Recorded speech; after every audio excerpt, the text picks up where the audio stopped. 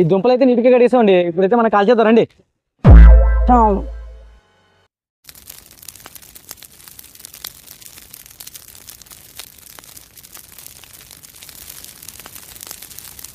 Friends ఇవి మేము పొలాల్లో ఉన్నప్పుడైతే ఇలా కాల్చుకొని తింటాం వర్షం పడితే. ఇది కాలిన తింటే ఉంటుంది సాయి, అంత కిక్గా ఉంటుందిరా, మంచి ఎంజాయ్గా ఉంటుంది సాయి. ఫ్రెండ్స్ మన దుంపలు అయితే రెడీ అయిపోయాయి. ఇప్పుడైతే మనం ఆకులు దింపుకుంటున్నాం. ఈ దుంపలు అయితే ఇందులో పెట్టుకుని మనం టేస్ట్ అయితే చేద్దాం రండి. అయిపోయింది కాల్చండి.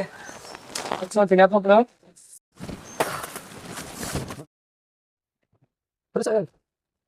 దుంప అయితే మంచి బాగా ఉడికింది.